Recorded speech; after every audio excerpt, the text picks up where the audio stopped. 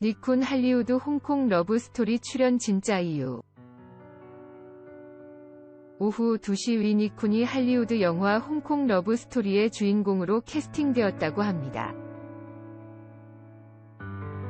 니쿤은 할리우드의 홍콩 러브스토리의 주인공으로서 촬영을 준비 중인데, 이 드라마는 키오니 왁스먼 감독의 로맨틱 코미디 영화로 배우 바이런 만과 함께 니쿤은 주인공으로서 활약을 할 예정입니다.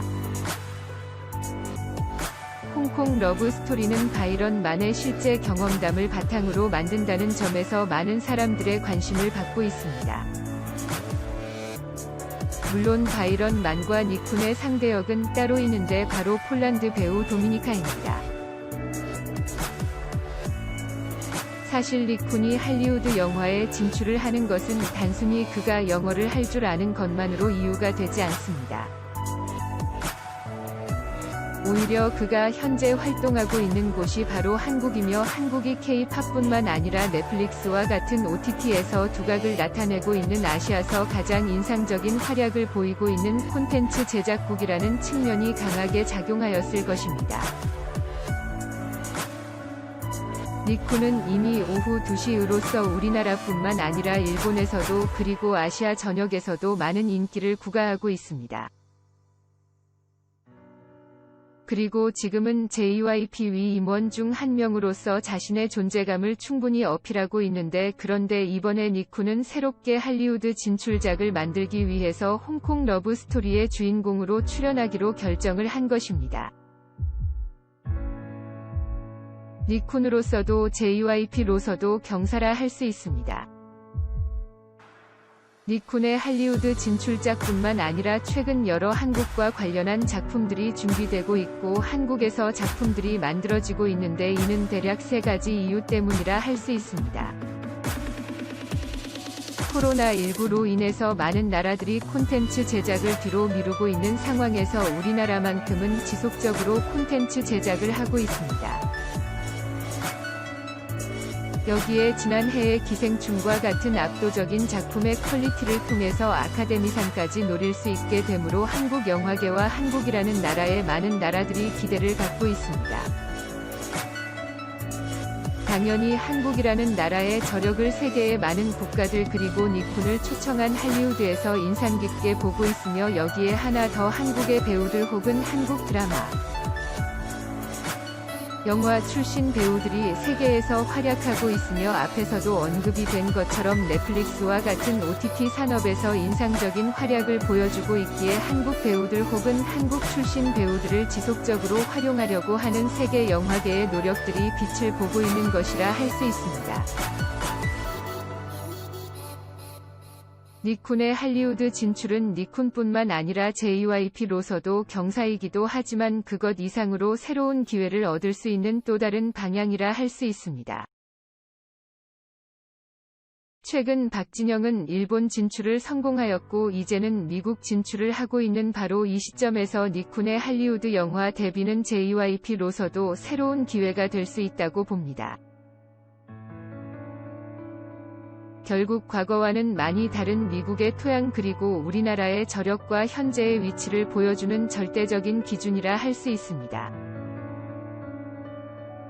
카오니 왁스먼 감독이 메가폰을 잡은 홍콩 러브스토리는 로맨틱 코미디 영화로 영화 빅쇼트와 넷플릭스 드라마 얼터드 카본 등에 출연한 바이런 만 등이 이미 출연을 확정했습니다.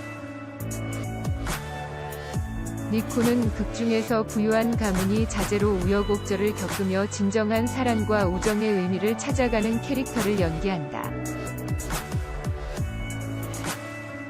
니쿤은 지난 2018년 개봉한 태국 영화 중 그해 현지 티켓 누적 수익 2위를 기록한 작품 브라더 오브 더 이어의 주역으로 다정하고 부드러운 매력남 모치 로분의 흥행을 이끈 바 있다. 올해로 데뷔 12주년을 맞은 니쿤은 연기 활동을 포함해 다양한 분야를 종횡무진하는 등 여전한 인기를 과시 중이다. 그는 매주 토요일 방영되는 KBS 2 예능 퀴즈 위의 아이돌에서 다국적 K-팝 아이돌과 퀴즈 대결을 펼치며 활약 중이다. 오후 2시 니쿤, 할리우드 영화 홍콩 러브스토리 주인공 캐스팅, 증강과 호흡. 닉쿤이 할리우드 영화 홍콩 러브스토리의 주인공으로 캐스팅됐다. 홍콩 러브스토리는 키오니 왁스먼 감독이 메가폰을 잡은 로맨틱 코미디 극으로 닉쿤은 영화 빅쇼트, 넷플릭스 드라마 얼터드 카본 등에 출연한 배우 바이런 만 등과 호흡을 맞출 예정이다. 특히 이번 작품은 바이런 만의 실제 경험담을 바탕으로 한다는 점에서 예비 관객들의 호기심을 자극한다. 극중 부유한 가문이 자제로 변신한 닉쿤은 바이런 만과 함께 홍콩에서 우여곡절을 겪으며 진정한 사랑과 우정의 의미를 찾아간다. 폴란드의 라이징 스타 도미니카가 둘의 상대역으로 등장해 이들의 우정을 시험하게 된다. 또한 007 어나더 데이, 게이샤의 추억 등에 출연한 중화권 유명 원로 배우 증강이 배우진의 이름을 올렸다.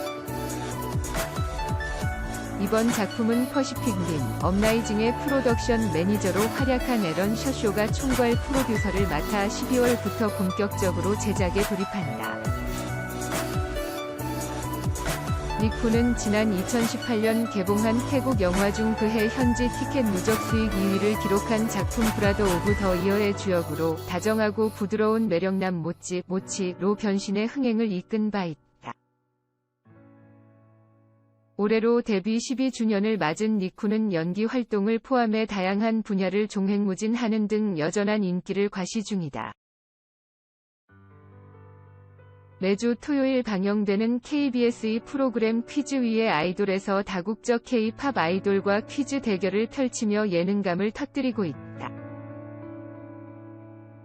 지난 10월 25일에는 제2회 아시아 컨텐츠 어워즈 사회를 담당해 안정적인 진행 실력을 뽐냈다. 도널드 트럼프 호텔 개발업자에서 대통령에 이르기까지 미국 대통령직에 도전하기 전 도널드 트럼프 74는 미국에서 가장 유명하면서도 가장 독특한 억만장자였다. 한때 대권 가망이 거의 없다고 여겨졌던 트럼프는 이제 미합 중국의 대통령이며 곧 4년의 임기를 끝마친다. 2016년 대선에 뛰어들었을 때 많은 이들이 그의 자격을 의심했던 때는 그가 이민에 대해 갖고 있는 논란의 소지가 다분한 견해부터 비상식적인 선거운동 스타일도 있었지만 그가 연예인으로 활동하던 시절 때문이기도 했다. 그러나 트럼프는 모든 예측을 뛰어넘어 공화당 경선에서 다른 쟁쟁한 정치인들을 제쳤다. 그리고는 한 발 나아가 민주당의 라이벌 힐러리 클린턴을 상대로 분열적이고 많은 논란을 일으킨 대선 경쟁에서 승리했다. 어린 시절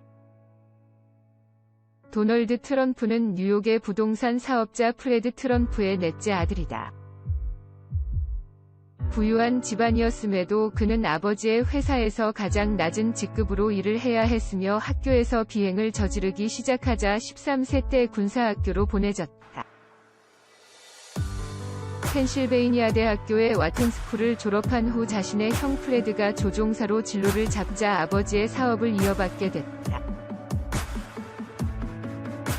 프레드 트럼프는 43세의 알코올 중독으로 사망한다.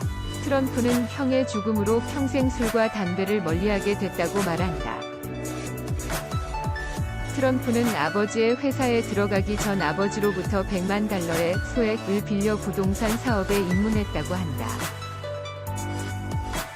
그는 아버지가 뉴욕시 곳곳에서 운영하던 주택 사업의 관리를 도왔고 이후 사업을 완전히 물려받게 된다. 그는 1971년 회사명을 트럼프 오거나이제이션으로 바꾼다.